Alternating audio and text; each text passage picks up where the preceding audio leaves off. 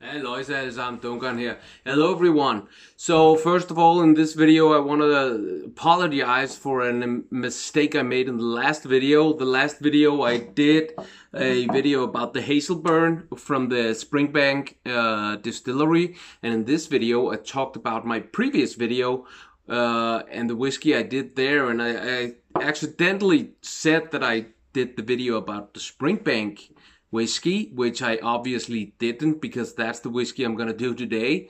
The whiskey I did 2 videos ago, it was the Glen Scotia, and I like that very much. So, but yeah, just to get that out there, it's mistake on my part, so sorry about that. But today we're looking at the Springbank 12-year-old cask strength. It's a whiskey from Campletown. It is very strong, as it is cask strength. It is 54.1% alcohol. It costs around 700 Danish crowns for 70 centiliters, which is around 70 English pounds and 80 to 85 American dollars, roughly. So this one has matured both in sherry cask and in ex-bourbon casks. It's 70% sherry cask, I think, and 30% ex-bourbon cask, which should be interesting. And if you watch my 2 last videos with Campletown whiskeys, I didn't really like the Hazelburn. That wasn't really my taste, but the Glen Scotia was really good in my opinion.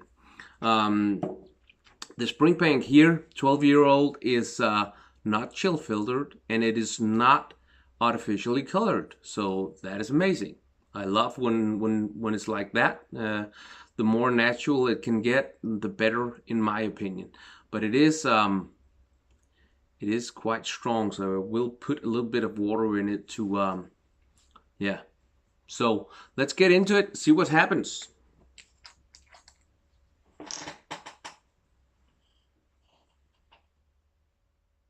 Not too much.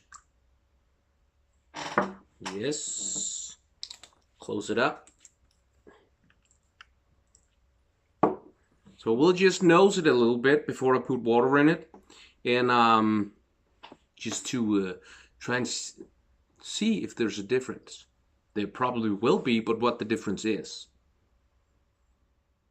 And as you know, I always research the distillery a little bit and the whiskey before I do these videos, but I never look into what other people think it tastes like and what other reviews have said. I want to make up my own mind and my own opinion about these things.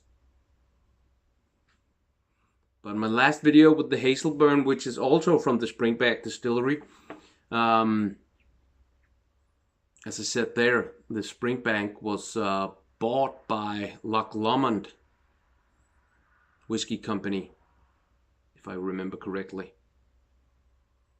It's the sherry really shines through, but there's also vanilla and a little bit of bitterness from the oak. But vanilla is the most dominant. There's also a little bit of sweetness and vanilla.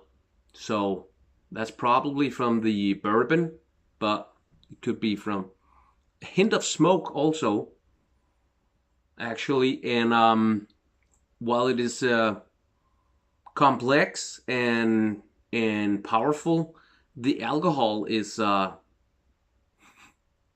well, I can sense it's alcohol, but it's not really that powerful alcohol-wise. So that's really interesting when it's that much. So the Hazelburn was so sharp and so powerful that it was too much for me, and then the taste wasn't really my the best. And then the Glen Scotia was they were so smooth, and it's almost the same ABV. So, but not as this one, which is the 2 others were 47-46% alcohol, and this one is 54.1. So, but just add a little water, I have already just put a little bit in this, and I won't even be putting all this in here. Just a drop or two, just like that. And I don't know if I can, on the legs, on this, the legs is this, that's something new to me too. But the drops going down here, we call that legs. And really a lot of that in this whiskey. Wow. See if the aroma have, and the nose have changed. Definitely changed. More smokiness, more peatiness. And less bitterness, but still oak, but not bitter oak. Sweetness. A little bit of dried fruit.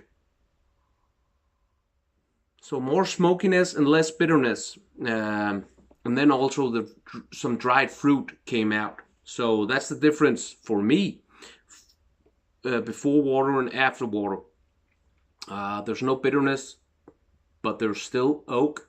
And then there's more smoke and also dried fruit, which I didn't get before I added water. So cheers, guys.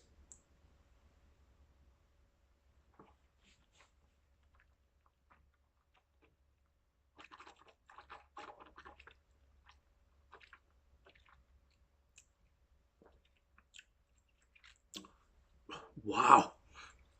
It's so powerful. It's way too sharp. Maybe I didn't put enough water in it. As you can see, my eyes are watering up a little bit. And the finish, wow.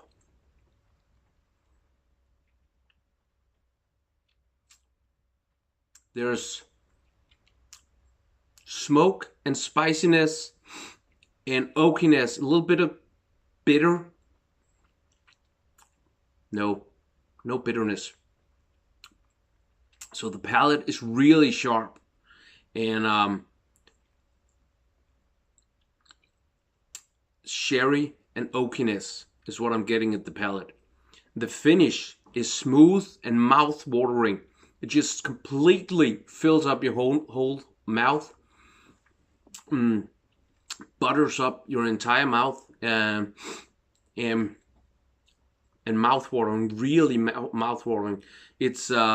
It's powerful, it's heavy, and it's complex.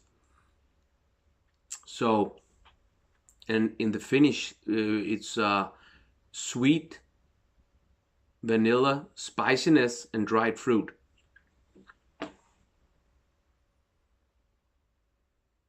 But really powerful.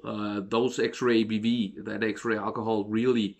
And even though I added water, maybe I got it down to 48 to 50%. I don't know. That's just a guess. So it's still up there, you know. You could probably add more water to get it to be less sharp on the palate, but it has some kick.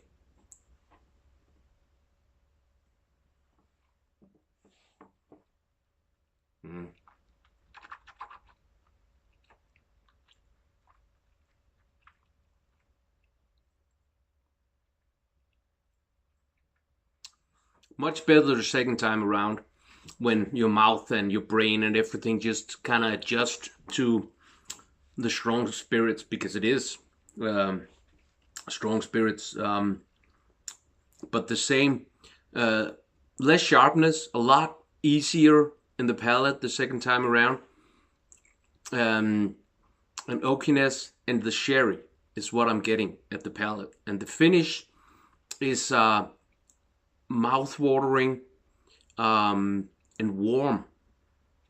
It's warm, and it just covers your entire mouth like a, how can I explain this to people who don't really know, but it feels a little bit like warm butter that's with so it's heavy, and it's there's oil, and then there's also dried fruits and sweetness at the end. Really nice. Not as good as the Glen Scotia, but definitely better than the Hazelburn. in my opinion. So the Springbank 12-year-old, now I can't even remember where I put these, the two other, the Glen Scotia and the Hazelburn. I don't remember where I put it. I think I put this quite 8.5 or even 9, and this was only a 6.5 or something like that, I think. So, if I remember correctly. But right now, I think the Springbank 12-year-old cask strength is it's a 7.5 for me. Maybe an 8. 7.5 to an 8 for me. It's really good, but it's heavy and really nice. So yeah, there you have it. Thank you for watching. I want to say something else also. If you feel like it, it's okay for you to share this video and all the other videos, a link on your Facebook or Twitter or whatever with your friends. Just share the link with friends and people you think will like whiskey review videos. Please share it. That's just fine. I think I've thought about this for some times to say this, but I just forgot, and now I remember. So feel free to share the link to this video and with friends and family and whatever.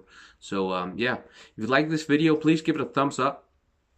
That would really mean a lot to me. If you don't like it, give it a thumbs down. That's fine too. Please comment, ask questions, ideas to new videos, new whiskeys that I should try out. That would really mean a lot to me. I will respond to all comments always. And please give me a subscribe if you like what you see, so you don't miss anything. Also, check out my Instagram account. It's _. There's a lot of small video clips and pictures of all kinds of different stuff. Check it out. Give me a follow there also if you like what you see. So in tomorrow's video, I will be tasting the Flor de Caña 18-year-old rum. Previously, I did a Flor de Caña 12-year-old, but tomorrow it will be the 18-year-old. The reason for that is I'm having my dad and my brother-in-law over on Saturday, and we're going to be cracking that bottle open anyway, so I might as well do a video before we empty it, if maybe. So look out for that tomorrow, and Saturday there will be a small video of how we do things when we meet up, my dad and my brother-in-law, what we'll be doing. Just a small video of what we'll be eating and drinking and stuff like that. So thank you for watching. See you again next time. Bye bye.